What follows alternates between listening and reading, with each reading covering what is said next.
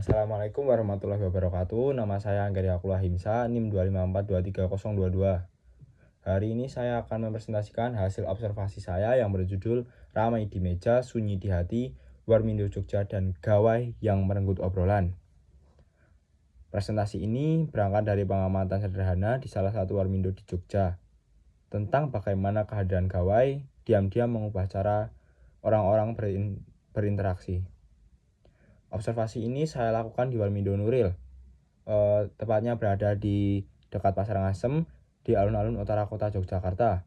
Sebuah warung Indomie tak jauh dari pusat kota dengan dapur berukuran hanya 2x3 meter. Saya datang pukul 9 malam, jam paling ramai. Asap tipis mengepul dari wajan. Aroma bawang goreng dan kecap manis bercampur di udara.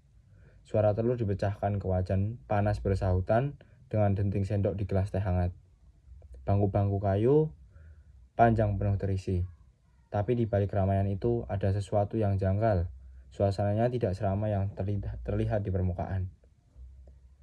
Dari 10 orang yang duduk berdempetan malam itu, 7 diantaranya menunduk. Bukan menunduk berdoa, tapi menunduk pada layar telepon genggam masing-masing. Salah satu momen yang paling menarik perhatian saya, 2 orang duduk berhadapan, memesan Indomie double telur yang sama. Tapi sepanjang 20 menit observasi, keduanya nyaris tidak bertukar kata. Sesekali salah satu tertawa kecil melihat layarnya sendiri, lalu kembali sunyi.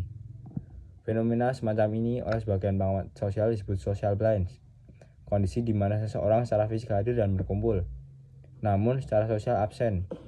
Idealnya, Warmindo adalah ruang temu, tempat obrolan ngalor ngidul, soal tugas kuliah, sampai gebetan mengalir begitu saja. Tapi kenyataannya, ruang itu perlahan berubah fungsi menjadi ruang tunggu bersama yang sunyi. Kehadiran gawai membuat interaksi yang seharusnya spontan berubah menjadi sesuatu yang opsional. Bisa ada, bisa juga tidak. Menariknya, di tengah kesunyian itu, penjual Warmindo justru menjadi salah satu sumber interaksi manusiawi yang masih bertahan. Sang penjual yang akrab disapa Bang Bayhagi sesekali melempar candaan ke arah meja yang sunyi. Salah satu yang saya dengar langsung adalah, "Mas, Indominya dikunyah apa cuma difoto ki?" Sebuah sindiran halus yang disambut tawa singkat oleh pelanggannya. Tapi meski mengundang tawa, sindiran itu tetap tidak mengubah kebiasaan. Beberapa detik kemudian, layar telepon kembali menyala. Perlu saya garis bawahi, temuan ini bukan berarti gawai sepenuhnya buruk. Sebagian pengunjung menggunakannya untuk mengerjakan tugas kelompok yang justru dibahas langsung di Warmindo.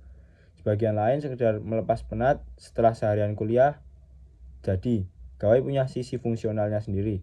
Namun, ketika kebersamaan fisik tidak lagi disertai kehadiran penuh secara sosial, ada sesuatu yang hilang dari esensi nongkrong itu sendiri. Sebuah tradisi yang dulunya menjadi ruang tumbuhnya keakraban antar mahasiswa lintas daerah di Jogja. Sebagai penutup, saya ingin mengajak kita merenungkan satu hal. Warmindo mungkin akan selalu ramai, sepanjang mahasiswa masih membutuhkan makan murah dan tempat singgah. Tapi keramaian itu perlu kita pertanyakan maknanya. Apakah kita benar-benar berkumpul? Atau hanya kebetulan duduk di meja yang sama sambil larut dalam dunia masing-masing? Barangkali, sesekali meletakkan gawai di atas meja dan menatap kawan bicara adalah bentuk kemewahan kecil yang mulai kita lupakan. Terima kasih. Wassalamualaikum warahmatullahi wabarakatuh.